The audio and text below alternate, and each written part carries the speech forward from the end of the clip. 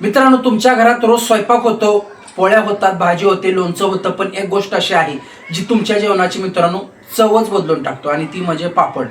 आणि गंमत म्हणजे मित्रांनो, ज्याला आपण फक्त जेवणाचा एक छोटासा पदार्थ समजतो, त्याच पापडातून अनेक महिला आणि छोटे उद्योजक आज चांगला व्यवसाय उभा करत आहेत. मित्रांनो, पापड बनवून खरंच व्यवसाय करता येतो का? या व्यवसायातून तुम्हाला किती पैसे मिळतील? हा व्यवसाय घरातून सुरू करता येतो का? मित्रांनो, 1 किलो पापड बनवायला किती खर्च लागतो, किंमत किती ठेवायची, आणि सर्वात महत्त्वाचं म्हणजे तुमच्याकडून ग्राहक पापड विकत घेतील का? मित्रांनो, हा व्हिडिओ मित्रांनो शेवटपर्यंत नक्की पहा, कारण शेवटी मी तुम्हाला पापड व्यवसायाचा साधा आणि प्रत्यक्षात वापरात येईल असा बिझनेस मॉडेल मित्रांनो सांगणार आहे. मित्रांनो, व्यवसाय सुरू करण्यासाठी नेहमी मोठं दुकान, मोठी मशीन आणि लाखो रुपयांची गुंतवणूक लागते असं नाही मित्रांनो.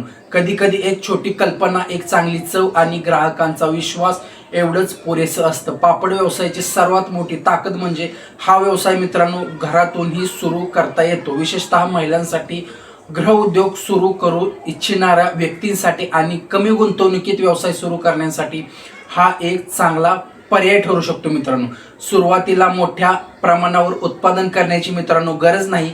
सुरुवातीला एक 5 किलो, नंतर 10 किलो, नंतर 25 किलो, आणि ग्राहक वाढले की तुमचे उत्पादन वाढत जायचं. मित्रांनो, व्यवसायाची सुरुवात मोठी करण्यापेक्षा सुरुवात करून तिला मोठं करणं महत्त्वाचं आहे. मित्रांनो, पापड म्हणजे फक्त उडदाचे पापड अजिबात नाही. तुम्ही अनेक प्रकारच्या पापडांपासून तुमचा छोटा ब्रँड तयार करू शकता.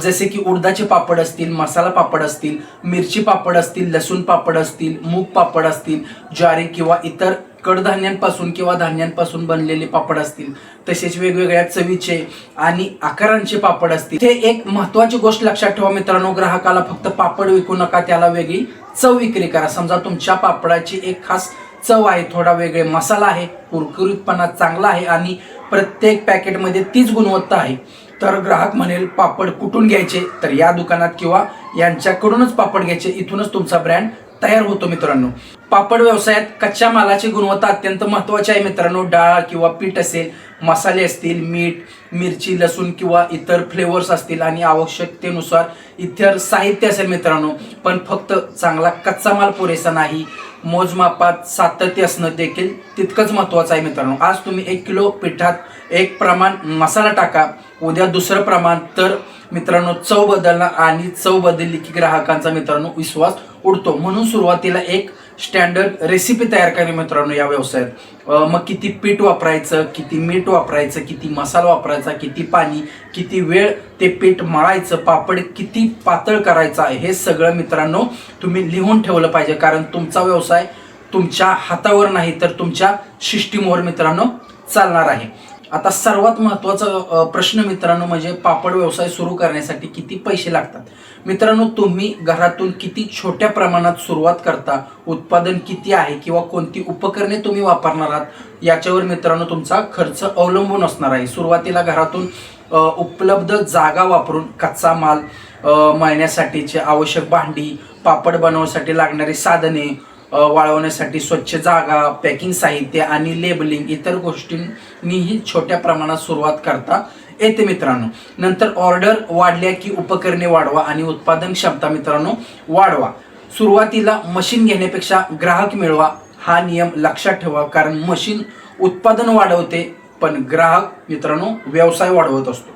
आता या व्यवसायात नफा किती आहे? इथे अनेक लोक, नवीन उद्योजक चूक करतात. समजा तुम्ही 1 किलो पापड बनवला, फक्त पीठ आणि मसाल्याचा खर्च मोजला आणि त्यावर किंमत ठरवली, तर हा चुकीचा हिशोब आहे. मित्रांनो, तुमच्या खर्चात तुमचा कच्चा माल, मजुरी, गॅस, वीज, पाणी, तुम्ही पापड वाळवण्यासाठी समजा खर्च लागला असेल, पॅकिंग, लेबल, वाहतूक, दुकानदाराचे मार्जिन आणि इतर छोटे खर्च आहेत, याचा समावेश मित्रांनो तुम्ही केला पाहिजे. मग तुमची एकूण कॉस्ट काढा, त्यानंतर विक्री आणि नंतर तुमची किंमत ठरवा. उदाहरणार्थ फक्त समजण्यासाठी, जर तुम्ही एखाद्या पॅकेटची किंमत समजा तुम्ही एक 50 रुपये धरली, तर तिची विक्री किंमत ठरवताना तुमचा अपेक्षित नफा आणि विक्रीच्या माध्यमातील मार्जिन मित्रांनो लक्षात घ्या, आणि त्यानुसार तुम्ही तुमच्या मालाची किंमत मित्रांनो ठरवली पाहिजे. स्वस्त विकलं म्हणजे व्यवसाय चालतो, हा मित्रांनो गैरसमज आहे.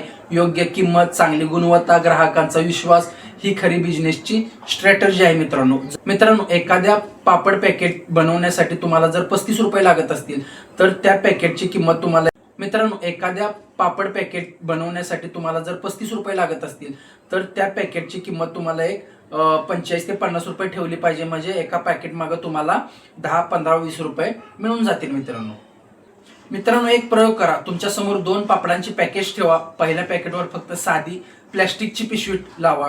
दुसऱ्या जे पॅकेट आहे त्यावर सुंदर नाव लिहा, स्वच्छ पॅकेजिंग करा, ब्रँड लोगो लावा, पापडाचा प्रकार लिहा, वजन, उत्पादनाची माहिती आणि आवश्यक लेबलिंग करा.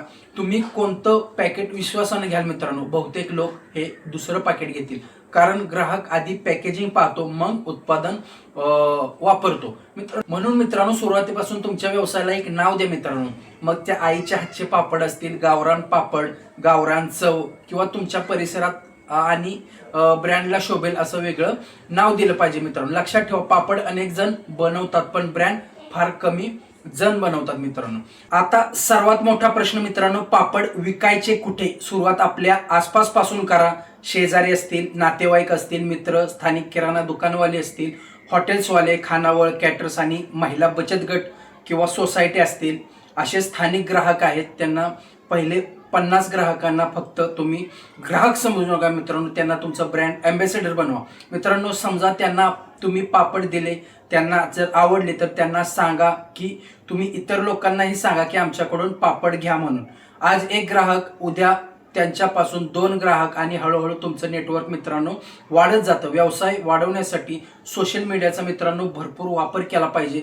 मग जसं इंस्टाग्राम असेल, फेसबुक असेल, यूट्यूब असेल, त्याच्यावर तुम्ही पॅकेजिंगचे व्हिडिओ टाका, ग्राहकांचे फीडबॅक टाका, नवीन फ्लेवर्सचे व्हिडिओ त्याच्यावर टाका. त्याने तुमचा मित्रांनो व्यवसाय खूप चालू शकतो. आता एक गोष्ट मित्रांनो मनापासून सांगतो, पापड व्यवसाय म्हणजे फक्त पीठ मळणं, पापड लाटणं आणि विकणं नाही. कदाचित एखादी आई घर सांभाळून मुलांच्या शिक्षणासाठी, स्वतःच्या छोट्या स्वप्नासाठी दिवसातून 2-3 तास पापड बनवत असते मित्रांनो.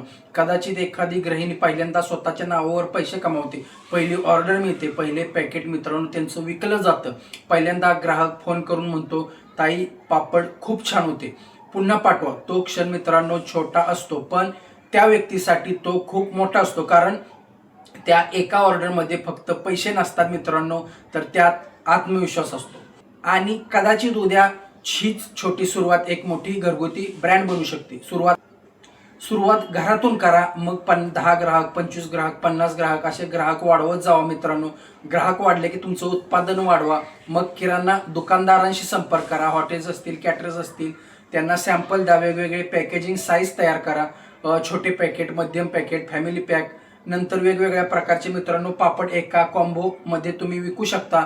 आणि एक दिवस तुमच्या घरातून बाहेर पडणारा माल तुमच्या गावात, तालुक्यात, जिल्ह्यात, मग महाराष्ट्रात वेगवेगळ्या भागात मित्रांनो तुम्ही विकू शकता.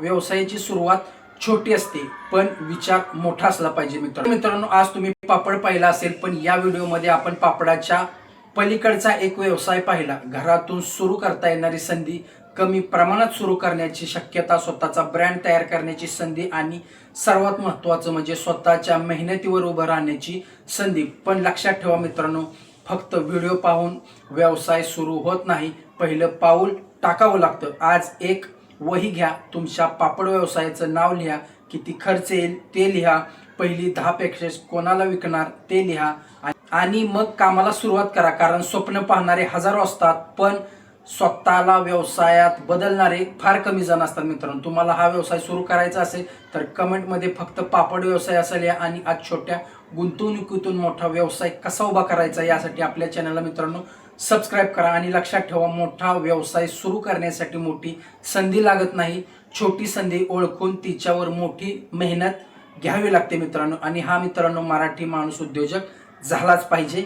धन्यवाद.